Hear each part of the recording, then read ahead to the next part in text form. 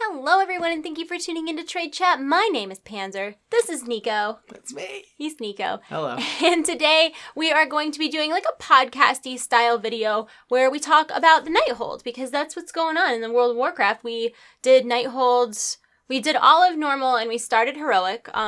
Like full disclosure for those of you who are not aware of, I guess, like our World of Warcraft life situation, we are like raid leaders for a like pretty casual raid group. Last tier I was the healing lead in a 13 out of 13 not tier expansion in a 13 out of 13 mythic group, but mythic raiding is just not my jam.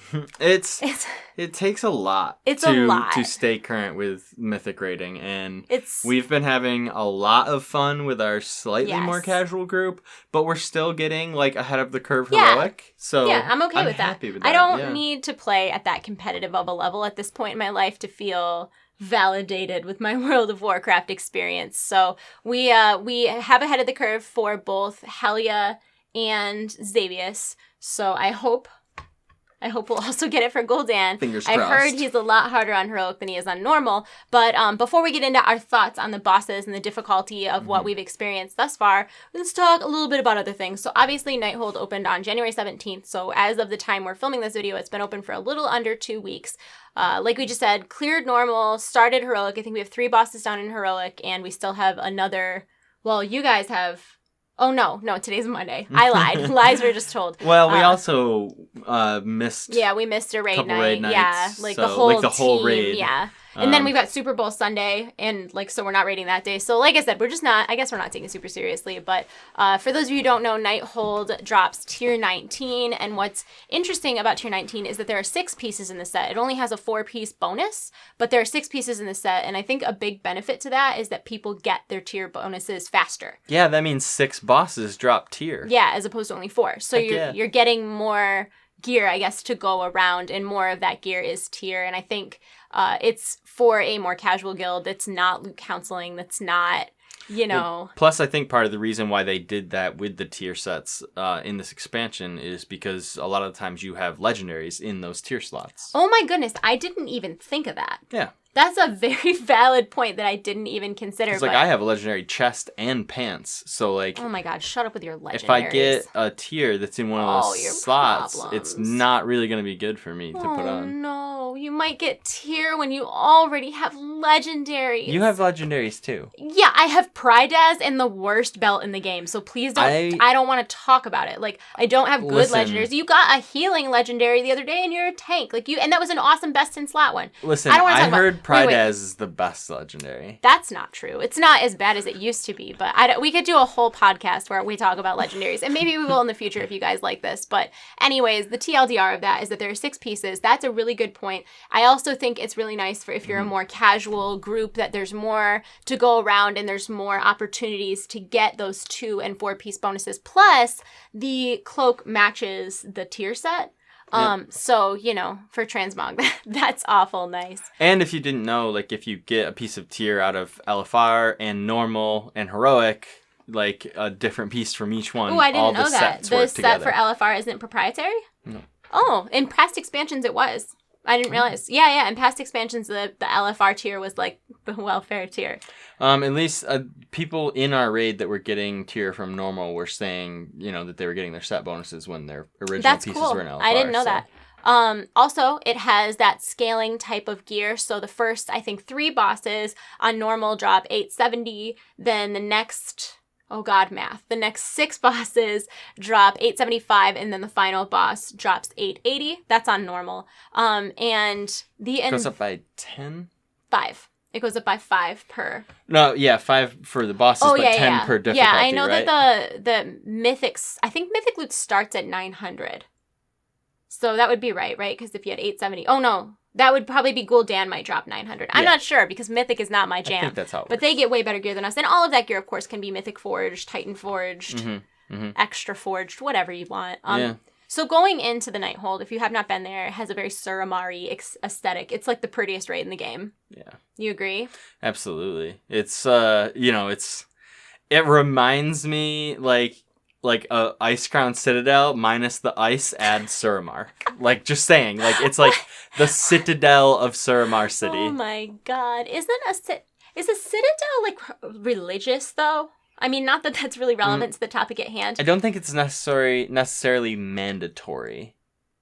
I'm going to look that up at another time. Yeah.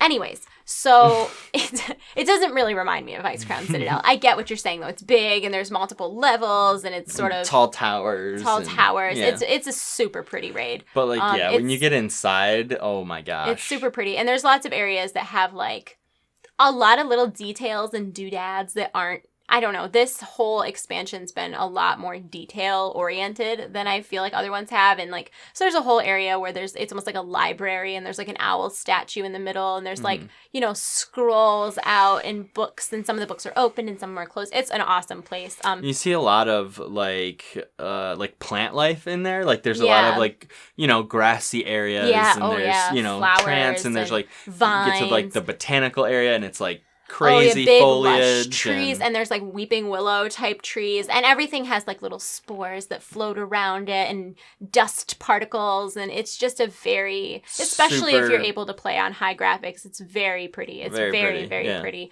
And I mean, just in general, that's Legion in general. The Broken Isles is just gorgeous. Yeah. But I love the aesthetic of the raid. If I could live anywhere, I would definitely want to live within the Nighthold for sure. Not right now. Things are not great at the moment, but after it's friendly again. I hope that they make it friendly. I mean, I don't know that that's a thing, but in my mind, I feel like once we are done with this tier, it would be awesome if 7.2 or 7.3 made Suramar because and we'll talk about this in a minute, but the Nighthold, or the Nightborn rather, are not our enemies at the end. Yeah. Because the whole story of why they're our enemies is because the Grand Magistrix, is that her? No, wait, what's her name? Hold on. I don't know anybody's name. Elisande. Elisande. She's she's the queen or whatever. I think she is Grand Magistrix, Elisande. No, she's not. That's someone else. That's definitely someone else. Grand Magistrix is... No, that's her. Oh, that is her. Okay, so I wasn't wrong. My bad. Well, I thought magic, and I was thinking she might be that Avatar lady. We'll talk about her in a minute. But she, the reason that we're not friendly there is because she considers all enemies of Gul'dan to be her enemies as well, because Gul'dan basically was if you don't align with us, we'll just murder you! So the reason that they're not friendly with us is because she's kind of under the control of Gul'dan. So by logic reasons, if we defeat Gul'dan, the Nightborn should be friendly with us because we're not their enemies. So I would love in 7.2, 7.3, even if we had to wait till the next expansion for Suramar to become a zone that if you've completed the Insurrection questline and... Well, plus the Nightborn are definitely friendly because once Elisande is gone, Thelrissa becomes the leader. Yeah. So, and she likes us. And she's very friendly. Wait, does she know about us in costume though, or does she think that... She's the one, yeah. Oh, she gave us the costume. Yeah. Listen, it's a long story, but I don't absorb all that much stuff, okay? My reading comprehension is good if I'm trying, but a lot of times when I'm playing World of Warcraft, I'm skimming. I want to know the bullet points, and I want to go get the thing that I need to get. All right. So, yeah, TLDR, it's a gorgeous zone, and I know I just said that I'm not fantastic at World of Warcraft lore, but, even if you're not reading the quests in Suramar, I feel like just by what they're having you go do and how the environment is changing as you phase through it. Are we talking about Suramar storyline right now? No. Because I could go on a rant. We're not going to do that. I'm just saying I think that, the story leading up to Nighthold, I feel like you can get the gist of it without Also, when I say rant, I mean a rant about how awesome it is. A rant of love. Not about... A rant of love. It's awesome. Okay, so speaking of that, we were just talking about the storyline leading up to Suramar. I do want to clarify, that's not an attunement. The Insurrection questline is not mandatory to do Nighthold. I think I just called it Suramar, but I hope that you understand what I'm saying. That questline is not mandatory, although you can finish the Insurrection questline once you're in Nighthold, but you don't need it. In Nighthold, you will need to do it in order to finish Insurrection, which we were just talking about, as well as Balance of Power, which is the one that gives you the artifact appearance. As far as loot outside of gear, there's no pets. There's not a single pet that drops it. Can we talk about that? Because I'm upset. There are so many opportunities for pets. You fight the Botanist who's got the little plant guys. Why doesn't he drop one of those little plant or little spore guys as a pet? Or even the who's the guy that stops time? Well, wouldn't those be recolors of existing pets anyways? Isn't there spores and... Who gives a crap? Yeah, okay. It's about numbers, man. It's about unique numbers. I'm at 854. It's about unique numbers, not a single pet. When's the last time you got an achievement? 600. Are you trying to start me on a... Oh, you are. Yeah, got it. I knew that was a trick. You're an internet troll. No pets. If you are doing the pets if you're doing turning the Falcosaurs from pets into mounts, you do need to complete Nighthold in order. Well, you don't need to complete it, but you have to kill a couple bosses in order to do that.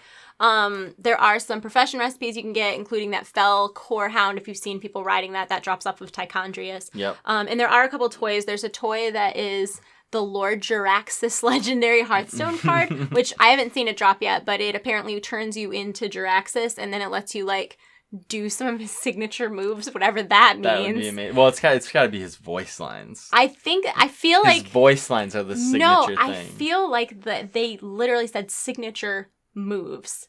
So I don't know if he does them sort of like... Well, no, all he does in Hearthstone is... Well, obviously, but he's in World of Warcraft as well. Yeah, that's true. Jesus. Didn't you fight... He was in Calling of the Crusader, right? Call of the Crusade? Wasn't he a boss in that? Yes. Okay, yeah. So I'm sure it's something that he does there. The gnome summoned him, right? I wonder if it's the dance, the da-da-da-da-da-da-da-da-da-da. I don't know. If you have that toy, let me know. I would like to know.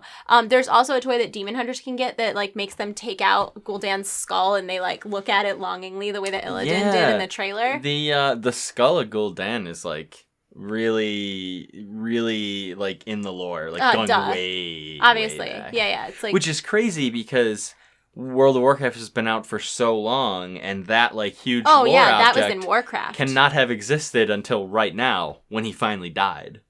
No, wait, no, that's not true. What? Because we killed alternate timeline Gul'dan. Gul'dan is dead in the base lore. But when we went back in time to Warlords of Draenor, Gul'dan escaped. Gul'dan was in that world because it was like, you know, what was it, 40, 50 years ago? He followed us back. And then when we killed He's a dick. Archimonde at the end, he comes back out the friggin' portal, so he escapes his own timeline. Because it wasn't that we went back in time, it's that we went to, like, a parallel universe where that was the time in place. So, no. The whole Draenor expansion is very confusing. We don't talk. What happens in Draenor stays in Draenor. But, TLDR, no, there's two Gul'dans, and this Gul'dan is still alive. But the other Gul'dan has to be dead in order for Illidan to exist. You understand that, right? Because Illidan became the corruptor... or the betrayer, because I believe he consumed the skull of the corrupted skull, which was Gul'dan's skull. This is not the time or place for that lore lesson that I'm doing a very shitty job explaining. I told Nick while I was writing up the notes for this podcast, I was like, I should make videos that are like Panzer's shitty lore videos, where I, like, haphazardly explain things and you leave more confused than when you came. They're just, like, TLDR in, like, under a minute, but, and, like, just making stuff up. Also, the TLDR would come from a place of I don't really know what I'm talking about. So, like, I have a couple facts, like, with some Salt Bay bullshit sprinkled in there. Like, I filled in the gaps. I got the gist. I filled in the gaps. Yeah. But yeah, so no, the skull does exist is what I'm saying. But it's really cool because it's like that same trailer where you see Illidan and he's, like, looking at the skull. And yeah, so you can get that. And then there's one other, like, item that you can loot off of one of the bosses that starts a quest line to get a toy, but the toy is really lame. It just lets you, like, watch cutscenes again. And guess what? You can do that on YouTube. Oh, dang. You can do that on YouTube. Now, before we get into all the bosses, because that's kind of what we're going to talk about, I would love to know what your, like, expectations for Nighthold were going in. If for whatever reason Gul'dan survived, I probably would have, like, burned down Blizzard headquarters. Oh my god, don't say that. I'm just saying, like, okay, like, he needed to die. It's funny because under my notes for Gul'dan, it says him again. I'll never forget. It's funny that you say that because I took, so my friend Steph had never played WoW or done anything Blizzard related. And she's adorable and she's a very supportive friend. So she went and saw the Warcraft with me because she knew that, or the Warcraft movie with me because she knew I was interested. So she wanted to be, you know, interested too. I love her. And, she, like, walked out of the movie theater and she's like, I really hate Gul'dan. Like, I don't understand why he's still alive at the end of that movie. And I was like, welcome to the fandom stuff. Like, this is, like, the ongoing thing in World of Warcraft is, like, when is Gul'dan going to die for real? Because he always just pops his nose back in somehow. So, Yeah, I feel like, and I guess this is spoilers, and I'm sorry if we spoiled that for you, but also I don't know how you have made it this far in your life without knowing that Gul'dan is the final boss. I'd be really surprised. And he dies. Yeah. And we'll talk about that in a minute. I guess I should have probably spoiler tagged this at the beginning, but I don't know. You clicked on a video where we talk a lot about Nighthold. I would think that this is on you. It's a podcast. There are no rules here. The only rule is that there are no rules. That's right. That's right. And you can talk about it. You can talk about it. Oh my god. The first rule of Panzer and Niko Club, talk about it. Talk about Panzer and Niko Club. Yeah, my expectations going in were that it was going to be gorgeous. I was so curious of like what it looked like and what it was going to like be like. And I'm that kind of person anyway. So I was mostly just excited to see it because I've thought that Suramar was such a pretty zone this whole time. So I was just dying to see what was in there, you know? Yeah. I was, I'm always interested when, like, new raid tiers come out and stuff to see, like, kind of, like, what new mechanics they put in. Because, I mean, it's not like they can have every mechanic on every boss it can't be the first time you've ever seen it. You know? Well, no, I was going the opposite way. They can't all be brand new, like you've never seen them. Because, I mean, it's just not... It's not realistic. Yeah, there's only so many combinations. So it's cool to see the new stuff that they come up with that you then have to kind of like develop a new strategy to handle. Yeah. So why don't we go through all the bosses and we'll kind of give our little bit of thoughts on them. So the first boss when you walk in, there's 10 bosses total. The first boss and... Wait. Put that aside for a second. It's kind of like semi-non-linear. So I think you have to do the first 3 bosses, but then they just hot-fixed it. It used to be you had to do the first 4, but then they just hot-fixed it. So you do the first 3 bosses, and then you can choose the order of the next 5. And then the last 2 are linear as well. So it's like partially, you have some choices. You have a little bit of choice. Yeah. So the first boss is Skarner. Skarner. His name is Skorpyron. Right? There's an R in there, Skorpyron.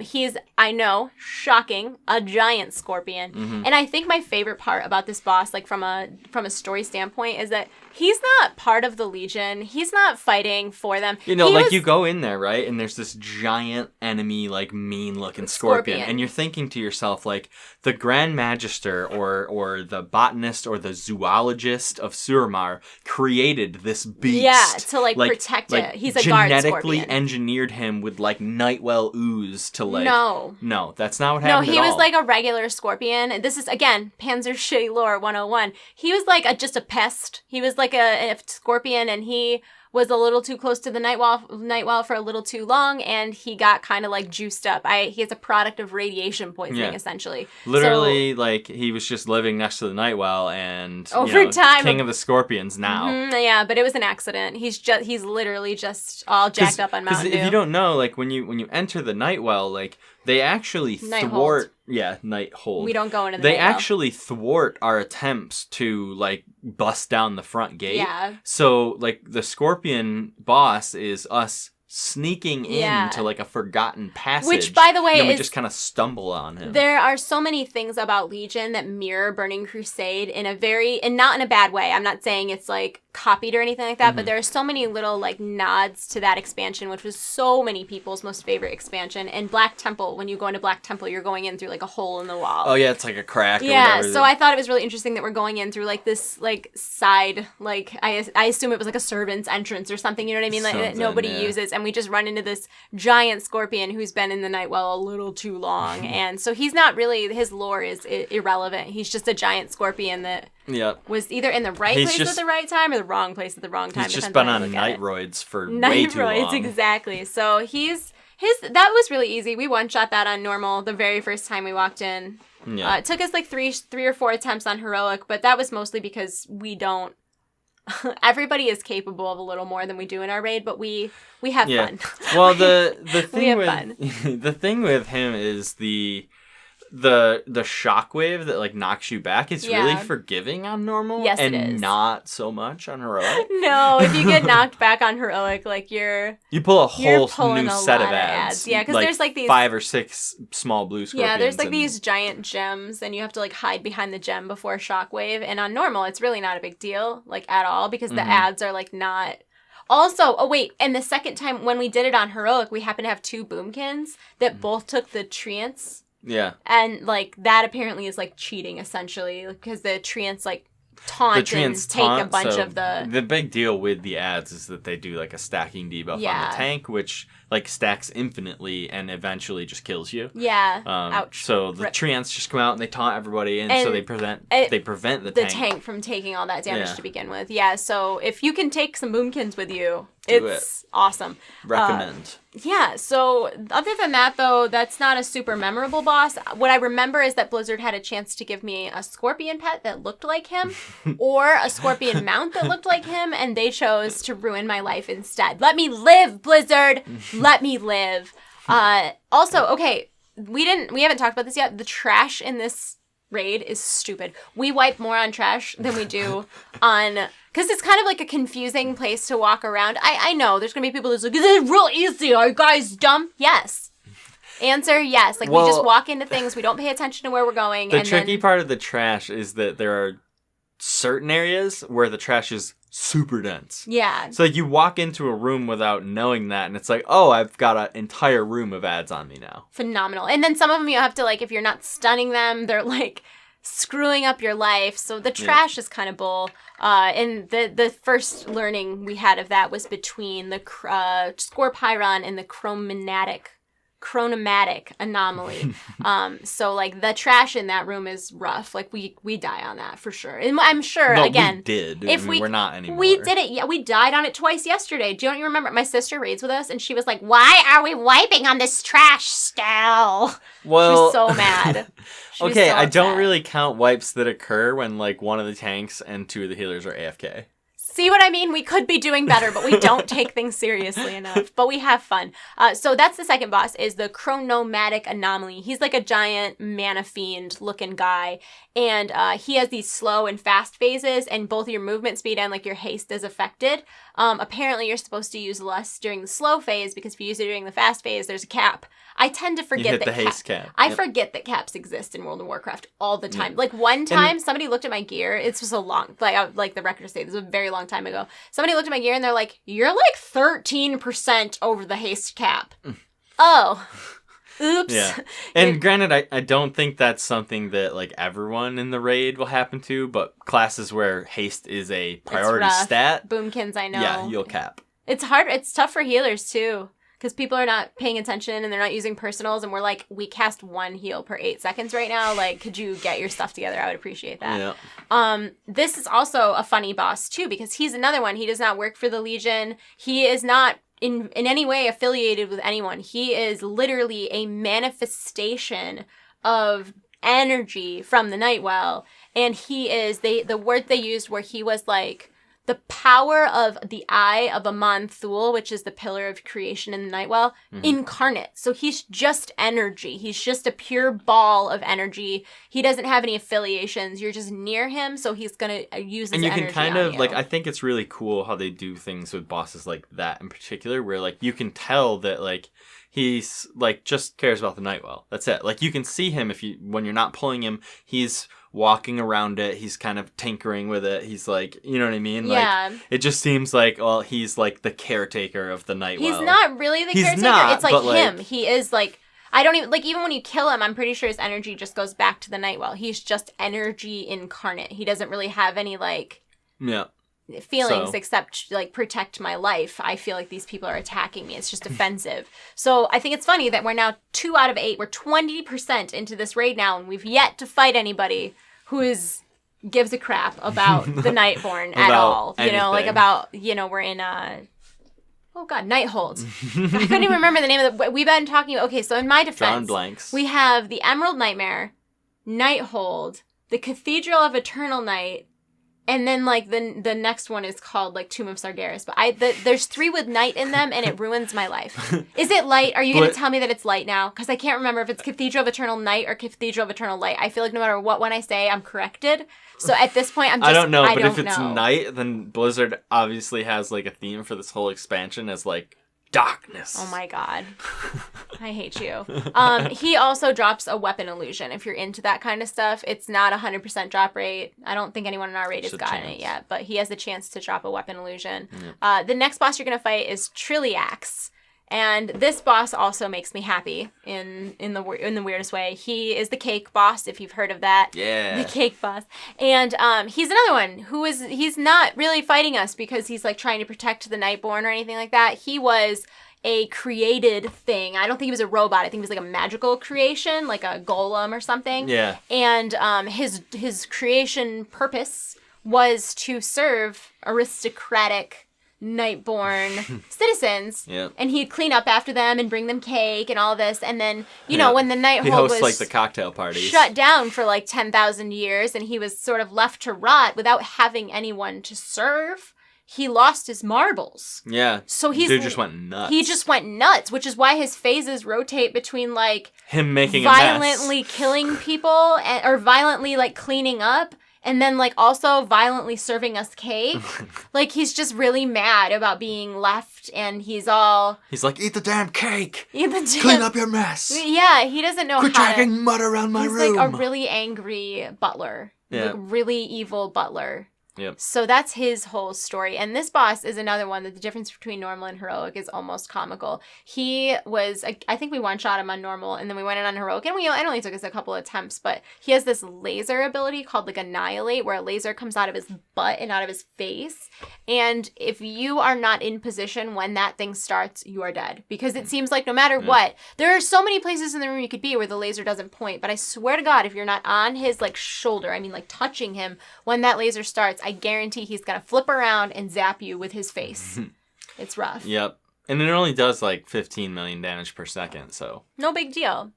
It's a big deal. So that took us a couple times. If you use Bigwig's boss mods, I would totally recommend doing the countdown on that ability, because once we did that and we were like, I read late-ish. Mostly I announce when I'm going AFK for cookies and pat people on the back when they do a good job. 10 out of 10 raid leader. But when I put the countdown on for myself, I was announcing it in Discord and saying, all right, we got 5 seconds. Get on his side. Get ready for the thing. Meanwhile, I'm like, the laser's not hard. Yeah, Nick's all mad at everybody being an elitist. You're not an elitist. But yeah, it's like an easy ability in theory, but it's a very chaotic fight because sometimes the cake spawns really far away, and the idea is that you go eat the cake, because if you don't eat the cake, the robots will clean the cake and then they blow up and they're really strong, and you don't want that. It's bad. So eat the damn cake. Eat the cake. So yeah, that's what's going on as far as that boss. He's cool though, and I just think his lore is funny. Again, he's not really there to protect.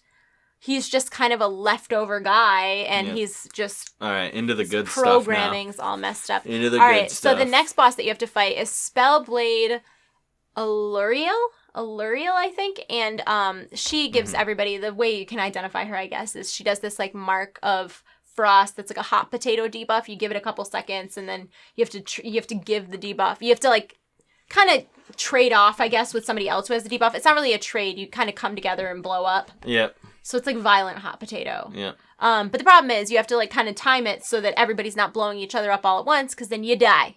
You're dead. Yep. And her lore is awesome. So she, again, I'm not really sure if she's like protecting the Nightborn or the Nightwell or what her like affiliation is. I don't know if she's just being loyal to the Nightborn. Like, I love how you're trying to paint every boss as innocent.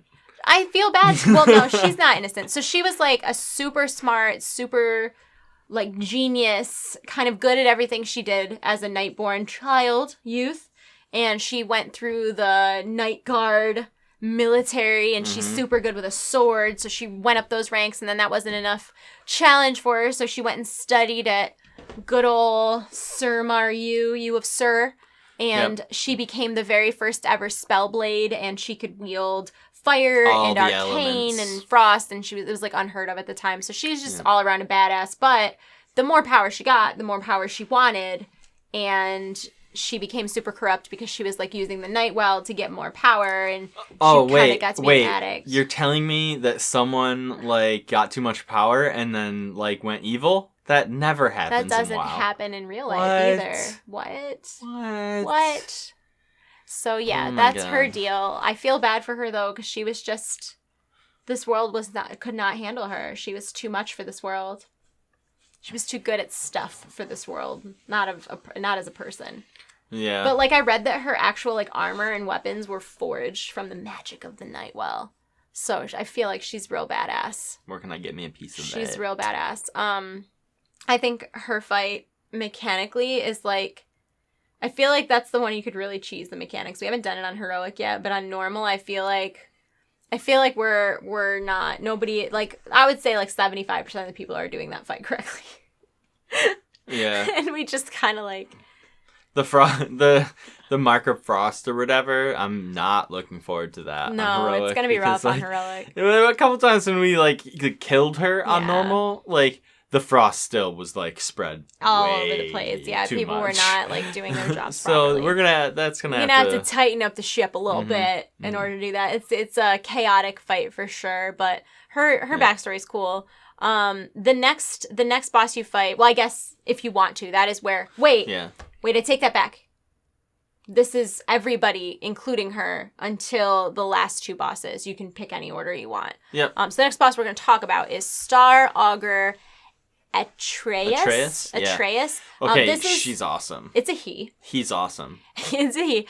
This fight is awesome. You go up this little stairway and you're in this really tiny like room that's sort of a dome, and you're like, how are you in here, dude? Like, what is this? Space. The walls come down, and the walls came crumbling down, and the walls... I'm sorry, they don't crumble. They come apart in a very mechanical way, but the walls open up, and then you're like straight up in outer space. Like, yeah, it's... I forget what it's called, but it's like temporal displacement or some crap like that. Like, he actually teleports the room to outer space. Yeah, it's really cool. Insane. So his story is that he was another one. He was like a Nightborn astromancer who was like obsessed with studying the universe and space and like learning more about that type of stuff. And again, I'm not really sure why he's a bad guy. I think he's just pissed that we're in his room.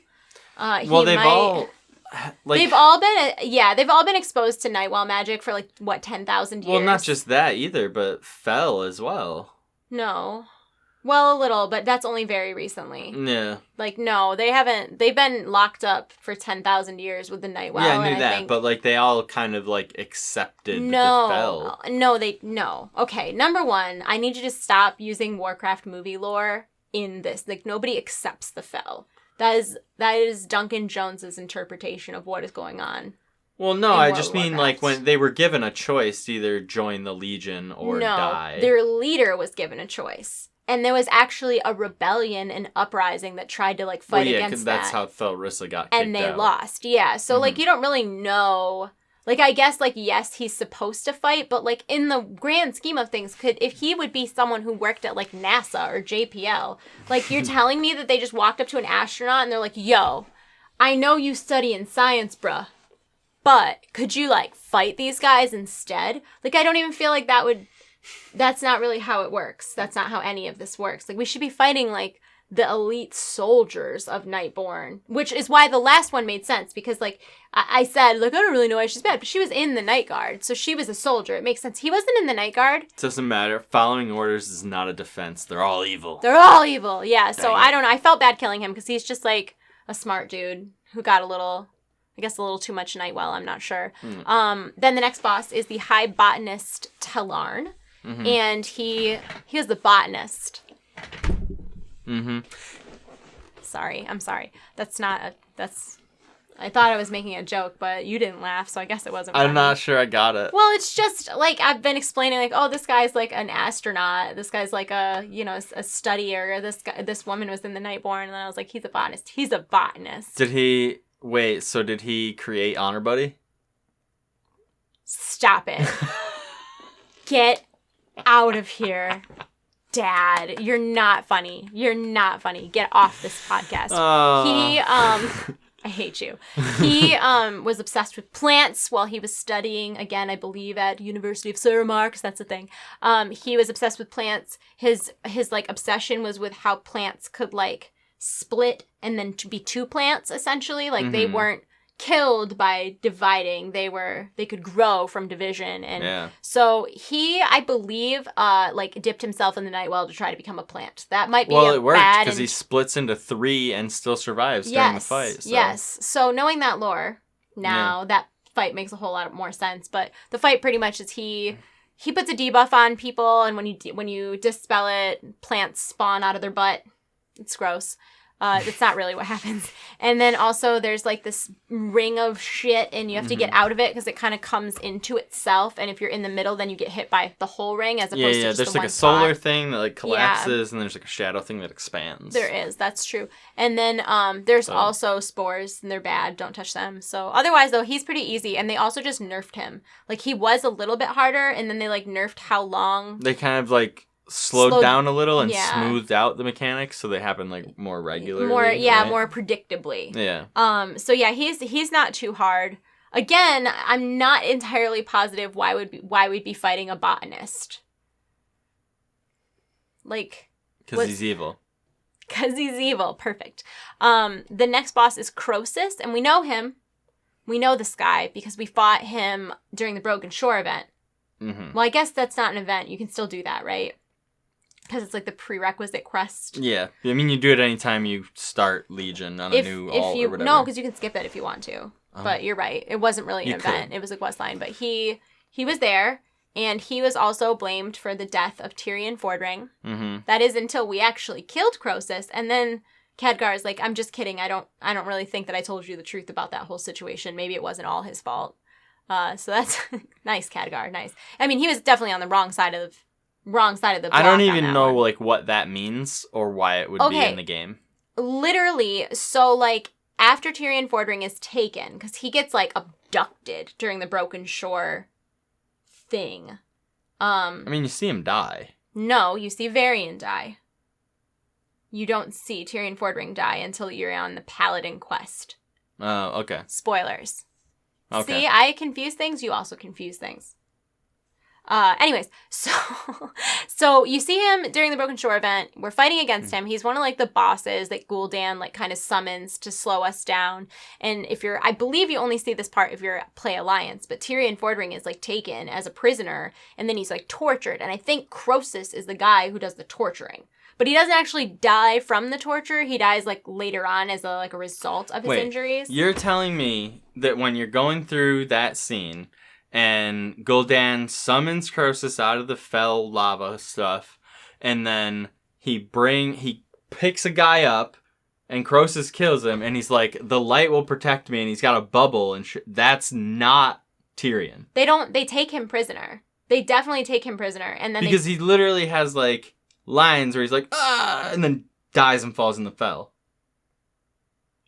It's my understanding that he didn't die then. They took him prisoner and then he died later. Maybe that's what it is. So maybe Krosus like makes it look like he died, like dropped him in the fell with the bubble, but then they take him back later. He didn't die there. He comes back in the Paladin questline. I'm almost positive. I could be wrong. We talked about this. Panzer's shitty lore lessons. Because I mean the Paladin questline, you're obviously retrieving the Lightbringer. I think we're led to believe that he died, and then you find out later that like he didn't die. They took him prisoner. They tortured him. It's just so everyone knows. Like in my mind, like he died there. Krosus killed him. I killed Krosus. The end. That's how everybody kind of feels. I think we find out. I think whatever. I don't think any Krosus lore beyond that actually succeeded in killing him. I don't think Krosus actually killed him. I'm pretty sure it's my understanding that he died as a result of torture, but was released first because he like gave someone. You called it Lightbringer, but I think you meant Ashbringer. Right? Those are both things. Lightbringer was his sword. Who had Ashbringer? Was Ashbringer the corrupted one? No. I mean, there is a corrupted Ashbringer, but like the Retribution Paladin weapon is Ashbringer. Because I'm pretty sure that like after... I don't think that's true. I don't play a Paladin. But pretty sure it's Lightbringer. I don't think that's true. No, it like literally I know that one of the skins is called Corrupted Ashbringer. I'm positive of that. And I'm almost positive it was Tirion who held Ashbringer. Alright, well. We don't know about Paladin lore. Anyways, a lot of people blame Krosus for the death of Tirion Fordring, so felt very good about the fact that we murdered him. His fight's kind of cool too, because he's like in the water. I don't really know. You want to call it that? I don't really... What is it? Is that the Nightwell? No, I mean, it's green. No, the water leading up... It's not green. It's water. It's the river around Suramar. He's definitely in water. It's tainted. It's water. There might be something magical in it, but it's water. And it definitely kills you. Yeah. But okay. That's fine. Whatever. He's in liquid. God, who married you and why? Right. He's in liquid. And then he's all like Krosus smash. That was where I was going with this. He does this big smash ability where, like, he literally, like, throws his hands up in the air like a toddler and, like, smashes it. And if you are on the end where he smashes it, you're going in that deadly ass, not water. Liquid. Liquid. Sounds gross. So that's the thing. The next boss you kill in the final, well, I guess what we always do is, like, the final boss before you move on to the last two is Tichondrius. Again, I feel like I'm murky on the details of the mechanics for this fight. There's Carrion Plague. If you get that, you go on the other side of the room. And there's also a debuff that as a healer, I have to dispel, and I have to run to a place before I dispel it. That's what I know. Carrion Plague just makes you a target for, I think, Carrion Swarm. No, Carrion Plague does damage, yeah. Yeah, I mean, it's a dot, but it also makes you a target for Carrion Swarm, which is like a projectile out from him, and it's like an AoE. You have to move to the other side and of the you room. Also can't stack up if you have Carrion Plague, because then, like... all the waves hit everyone. All the waves will hit everyone, and that's bad. But his fight isn't terrible. It's got a night phase. FYI, guys... this video is not how to kill bosses. Holy crap, don't take my advice on anything. No. It's not that. This is not that kind of video. This is just me, like, TLDRing my experience, except not too long. Like, it's, or not short at all. So Tichondrius, like, that's a name that's been around for a super long time. Mm-hmm. He was a dreadlord in the Warcraft games. He was a dreadlord? Yeah. So it's Jaina. I mean, he's still a dreadlord in the Nighthold, but he's a bad guy. But yeah, he's been around for a very long time, and basically like PvP server. We've even killed him before. I think he was in Black Temple. I didn't raid that tier. But you didn't raid that tier. He never dies. Basically, he never dies. Yeah, he's one of those. I'm sure we'll see him again. But I mean, I guess if he's demons never die, right? They just go back to the nether. Can you kill which has no life? Yeah. Then you move on to the second to last boss, which is the Grand Magistrix Elisande. Magistrix? She's the ruler of Suramar, the leader of the Nightborn Elves. Yep. Mother of mana fiends, I don't know. She actually hated the Burning Legion for a super long time, and when Queen Ajara was like, oh, we should go be with the Legion, they're gonna give us all this power, she was like, ooh, I don't know about that. That's when they closed the city down, right? Yes, they closed the city down because they were like, this is not safe. We don't trust you, we don't trust them, they're gonna ruin everything. Yep. See ya, nerds, we're out. And then Gul'dan came a knocking on the big bubble of Suramar and was like, get out here or I'll just murder you. Let me in there so I can be at the Nightwell, or I'm going to murder you and everybody else because I can do that. And she was like, oh God, do it, but don't kill any of my people. And so apparently she has this ability to use the powers of the Nightwell to see variations of the future. Yeah. But, like, she's able to do it in such a way where she can tell the outcome of her decisions. Yes. So you'd think this would make her make all the right decisions, but obviously her powers are limited as she does not foresee getting killed by all of us. Yes, well, she believes that she's doing everything for the greater good, which I think is, like, the story of every villain ever, honestly. Like, I feel like every villain was trying to do something for the greater good, and it just ended up being, like, a grand tragedy, but she thought the only way to save her people was to align with Gul'dan and make enemies with all of Gul'dan's enemies, because she believed that he and the Burning Legion were so powerful that if she didn't side with them, that everybody would die, and that he would wipe out the Nightborn, he would wipe out everything. So she aligns with him, which is why we're in Nighthold to begin with, which is the whole story of the insurrection questline in Suramar, essentially. And you can see, like, the influence of the Fel, like, growing through in, like, Suramar, like, as you're doing the questline and stuff, like, it progresses, and you can see, like, you know, it, like, there starts to be demons showing up in the city, and then you start to get, like Fel, like, the people that you're fighting will start to have, like, green, like, flames on their armor, so you can tell that, like, yes, she ultimately made the decision to join the Fel, but, like, they're loyal to her, too. The people are also, like, taking that corruption in, and, like... Yeah. and like becoming I don't part know of it as how well you can resist it though if you're around it. Like I think it's that type of presence that it would take an extremely strong individual to resist it. Yeah. Anyways, so that's why we're here. So when we get to her, she's got these weird bubble shield things, and sometimes she like projects this magic, and you have to like get behind the bubble, not inside of it, and then like the bubble will like slow down the projection, so it'll leave a gap that you can get through. It's weird. So are there any other mechanics the arcane like that? orbs, just there's an entire circle of arcane like orbs that then like collapse into the middle. Yeah. And like she spawns these adds, and one of them will drop a slow bubble when it dies, and the other one will drop a fast bubble. So like you're supposed to drop them right next to each other so that the one speeds up the arcane that's coming in, and the other one slows it down, and that combination creates a path that the raid can run through to avoid all damage. It doesn't always work out that way. It most of the time doesn't work out that well.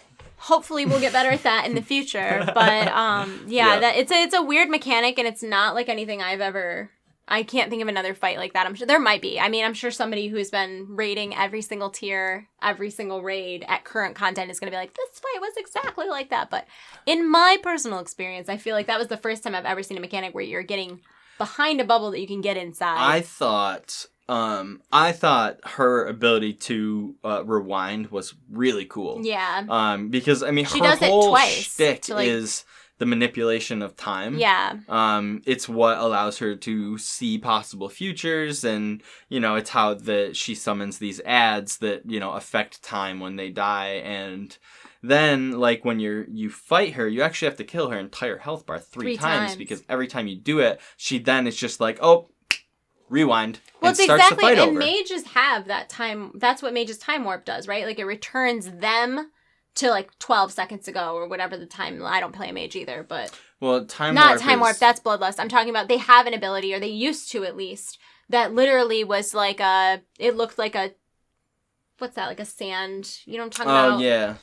Oh man, I can't think of what those are called. One of those turny. It's like a measuring device, and it's got sand in it. Anyways. Mages used to have an ability that allowed them to do that, to turn back time, just a short amount of time. And she can do that on a wide scale. She can rewind everybody, essentially, except your health doesn't come back. Only her health comes back. Yeah, so she clearly has the control to pick and choose. Yeah, it's really cool. She's a cool boss. But what's awesome is that, like, right, we kill her.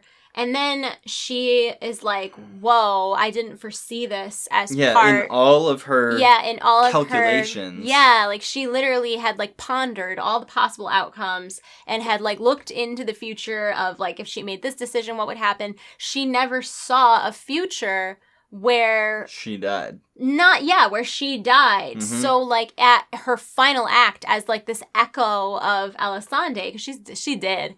Her final echo is that she what would be the word empowers. For that? She denounces her loyalty to the Legion, and she empowers us to go fight Gul'dan, and she's basically trying to, like, atone for all this, like, horrible shit she brought upon her people, because she was just trying to save them. And I think that's a tragic story in every villain in World of Warcraft. I mean, Arthas, terrible methodology, but he was trying to save people. Like, at first, I know he becomes overcome by Frostmourne, and, like, he is overcome by power, but, like, his initial decisions that caused him to go down a bad path was trying to save people from the Scourge. And you've got Illidan, who his choice to become a demon hunter was because he didn't want demons to, like, take over Azeroth, and everybody was like, you are a radical, crazy man. You should not be, you know, severing your soul out of your body. We were talking about, like, people resisting the Fel, and, like, do we really know of any, like, obviously no one can resist the Fel as well as Illidan. I mean, that's kind of his shtick for this expansion. Oh, you mean, like, he's got that demon soul in him, but then, like, he's able to retain humanity? I think that's what his whole shtick, that's why we can play demon hunters now, is because he has trained this, like, army, I guess, or, like, taught all the demon hunters. But, like, I don't really think there was no one before him. I'm not even talking about demon, like, because, I mean, he is actually a demon. Yeah. Like, but he's sane. But I don't even think there's anyone that can resist the Fel, even if they're not a demon, like, even on a similar capacity as him. Yeah, I don't know. The only time you see anything even close is Khadgar in the movie. Don't use movie lore. I know it's not the same, but that's what I'm saying. It's not lore nerds in the are World gonna of come Warcraft. in here and they're gonna drag us so hard over the fell coals. Well, no, my point was it's not anywhere else in the game. What? Like, my point was you don't see that type of resistance in the game. Oh, I thought you meant like fell influence and demonic. I'm like, we have warlocks, Nick. What are you talking about? I mean, I think it, like I said, I think it takes a very powerful person to be able to resist that immensity of power, even knowing the consequences. Even in real life, people do it. I mean, it's human nature, or whatever you want to call it, to like want to be more powerful than someone else. And I think it's a very unique.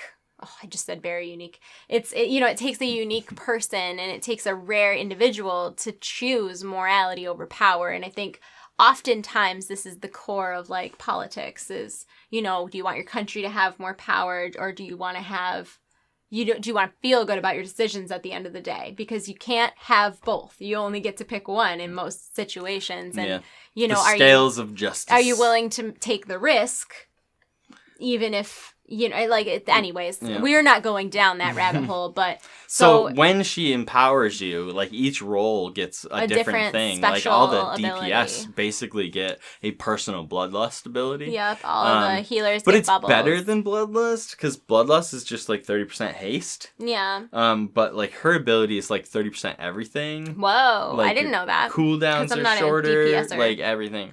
And so the tanks get the ability to create a protective barrier around you that's like a direct draw. Yep. Okay. Personal. All of these are personal. No, they're not. The healing one is a raid-wide bubble. It creates a bubble around you. Other people can stand in it. Yeah, but it's massive. You just said it was personal. Like, does your bubble protect me too? And what I meant by personal was a personal cooldown.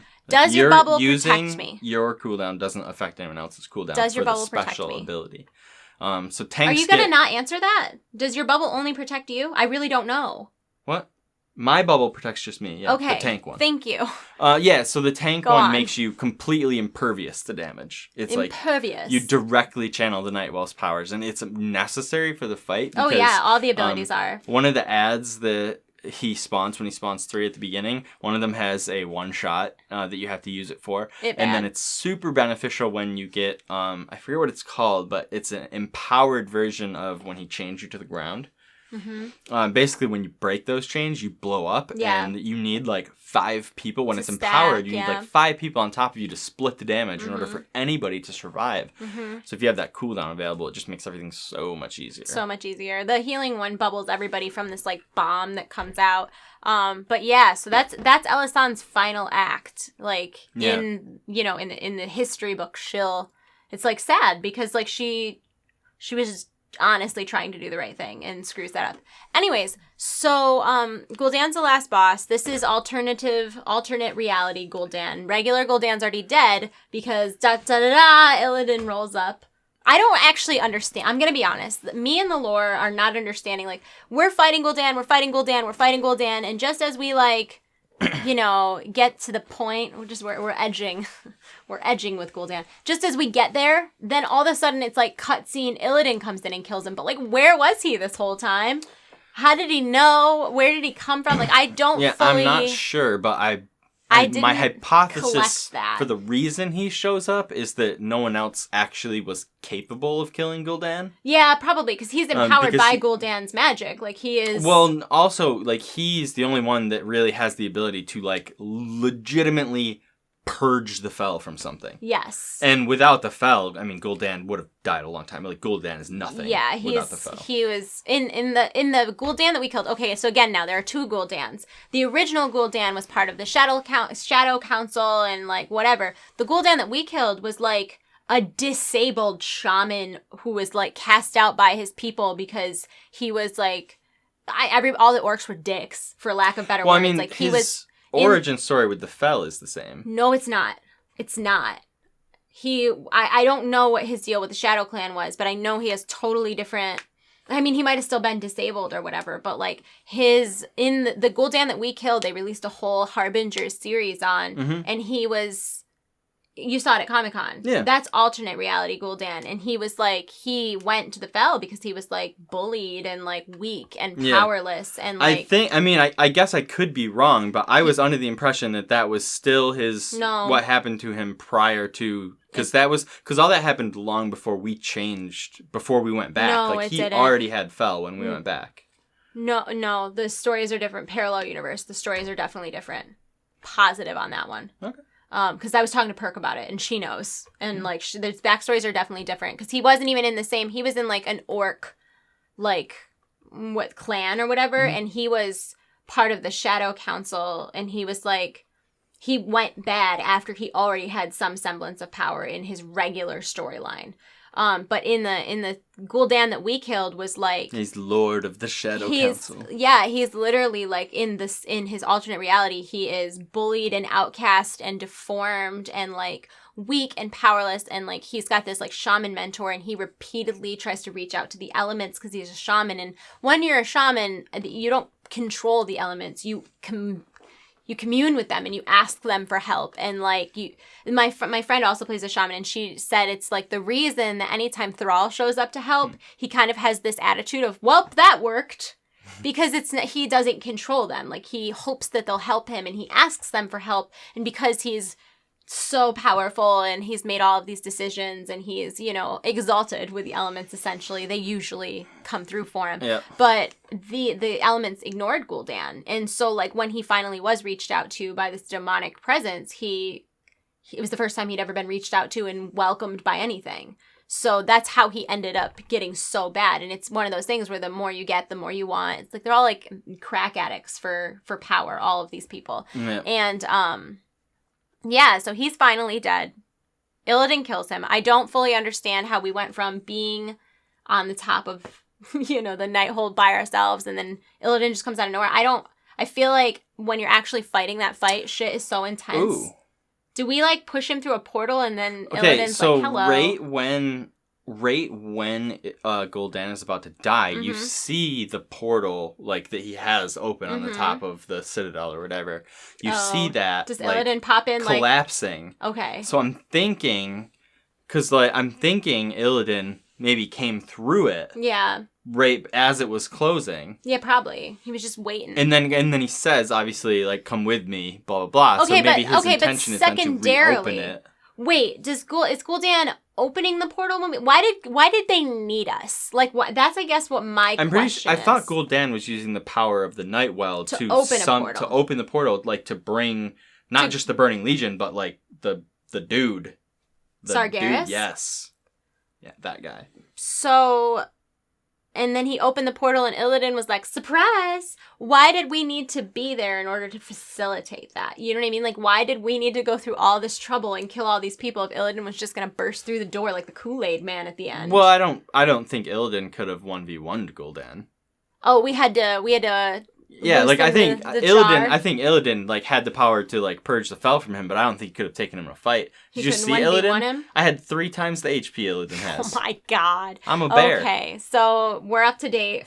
We still aren't sure where Illidan was hiding, but apparently that we were in cahoots with him the whole time, I guess. Or maybe he was watching us like some sort of like demonic Jesus. I don't fully understand what happened, but he comes in and kills Steels. And if you kill him on Mythic, there's a 100% drop of an Infernal Mount. If you kill him on Normal or Heroic, it's a small chance to drop an Infernal Mount. A different colored mount. The different colored one. The Mythic Mount. Oh, wait, the best thing is that the way that Illidan kills Gul'dan is like a mirror of how Gul'dan killed Varian. So the Alliance really enjoy that a lot. Also, where the whole friggin' raid, this whole friggin' expansion, Khadgar has been hanging out with us, doing shit, moving Tel'arn, doing all this stuff, and dude is just like standing by in the Nighthold. Like, why doesn't he help us? I know, he doesn't. At all. Like last expansion, he like helped make a legendary for us. This expansion, he didn't do anything. Well, he moved Tel'arn. Oh, big deal. Well, big deal. The Kirin Tor moved Tel'arn several times long before Khadgar was around. Valid. But yeah, so like I don't know, like he's there to like kind of like guide you as a mentor to like kind of like, oh, you should do this now. Oh, you should do this now. But like he never really helps. Like, why doesn't he help though? And he's such a like cool and inspiring character. He's it's a like very honestly enthusiastic disappointing. Cheerleader. Well, no, there's probably a reason. There's probably some reason. I don't know what the reason is, but like, do you really think there's just? I mean, it could be. Do you think he's the Adam of Supernatural in this situation? There's got to be a reason why he can't, for whatever reason. Yeah. Or won't, or whatever. I'm sure. Maybe he was helping Illidan get in. Maybe this was the plan all along. No, he's standing there the whole time. He's standing there the whole time. He's not standing there when we get up to Gul'dan's platform. He's standing there afterwards. No, I mean, he's standing back in the beginning of the raid. I'm just saying. Welcome to the Dude could have, like, thrown one spell or something. Buff us, give us arcane intellect. Tel'arn brilliance. Make me some fucking biscuits. Or, like, even something as simple as, like, after Elisande, like, resets the fight 3 times, he prevents her from resetting it again. Yeah, something. Even something as simple as that. I mean, that doesn't sound simple. Like, I mean, as far as, like, in the game, he would have just been like, no. That's enough, Elisande. I'm Khadgar. You know what I mean? Like, so, yeah, it literally would have been, like, just that much, though. Like, when her HP gets to 1% or 0, whatever, you know. And he's like, not this time. Not on my watch. It's time. Not on my watch. Literally, you guys he could just make a opportunity for a Khadgar to have a Dadgar joke. I'm sad. Anyways, Khadgar's useless, but we still love him for some reason. I don't even know. Sorry about how loud we just got there. Your ears probably hurt. Rip headphone users. Final thoughts? Really, really fun raid. It's been definitely my favorite raid since Icecrown. Wow. Big words. Yeah. I like have hard feelings about this, right? Because like I think that Hellfire Citadel will always hold a special place in my heart because during Hellfire Citadel, that's probably like my hardest progression that I've ever done. It's like I was really up on current content and we cleared 13 out of 13 mythic and like I was there for all the boss kills except one. I think I was absent for one boss kill, which was very upsetting for me. But I feel like that holds a special place in my heart, but aesthetically it's by far my favorite. I also really I always like a good villain redemption story. So like even though I didn't pay attention as well in Suramar as I should have, I feel sad, I guess, and like good about the Elisande ending because like yeah, you just know she just wanted what was best for everybody. She just made bad choices. Well, speaking of her, like when her like echo of her or whatever came out and helped you, like I was kind of like thinking like maybe she'd be around, and then like you go to like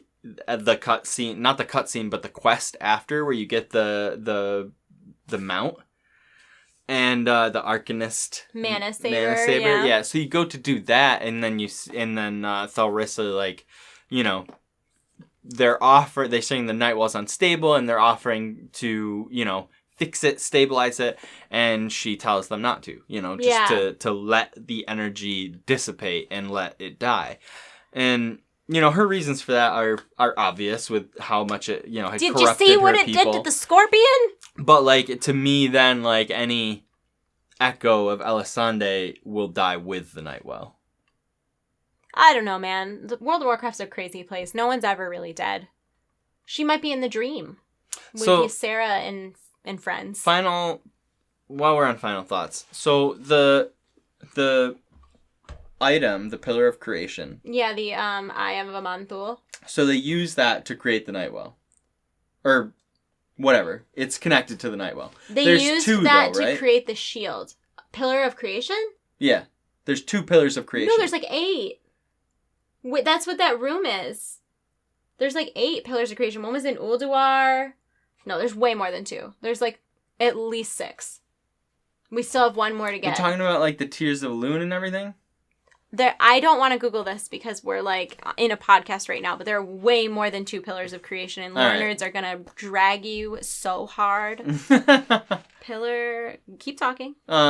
So yeah, like I'm interested to see, more about this because those are critical. Obviously, we're collecting all of these powerful artifacts to take on the Legion, and I'm super excited to see how we use them. That's to open. We know that. We already know this. This is known. It is known. Hmm? We're using the Pillars of Creation to open the Tomb of Sargeras. We're combining them. That's it? It's just a key to unlock a door? Yeah, I think so. That's disappointing. Okay. Okay. Wait. Pillars of Creation. World of Warcraft. It's not. It's like showing me other things. I really didn't want to Google this right now, but I also want to make sure I'm right. No, that's okay. This is important. People need to know. The Pillars of Creation, oh my god. The Pillars of Creation are Titan relics that were used by the Keepers to shape the world. During the War of the Ancients, the Burning Legion attempted to open a second portal beside the one at the Well of Eternity in the Temple of Elune. Temple of Elune is where the Tomb of Sargeras is, FYI. In order to attack the Night Elves on two fronts. The Highborn of Suramar used the Pillars of Creation to close the portal and put several seals on the temple. I'm trying to see how many there are. Are you seriously not going to tell me how many there are? 6. There's 6 total. Pillars of Creation. Yeah, so we have to collect them all in order to get back into the Tomb of Sargeras, which has been sealed by the Pillars of Creation. Which the Nightborn did. Yes. Interesting.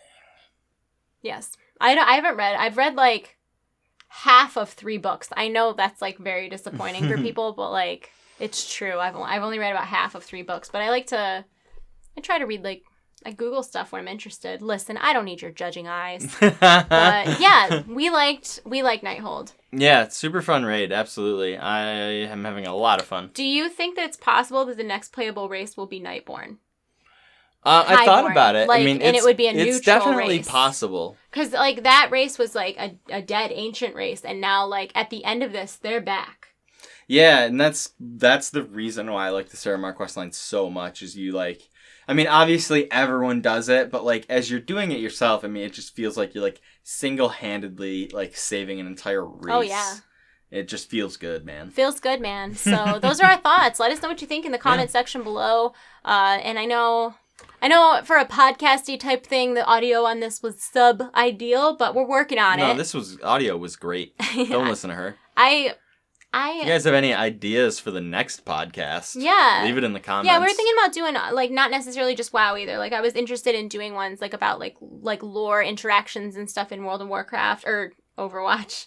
Yeah. Overwatch. It's getting late. I'm getting tired. But, yeah, so I hope that you guys liked this video. Let me know what you guys think of the Nightwell. If you have any ideas for future Niko and Panzer. Yeah.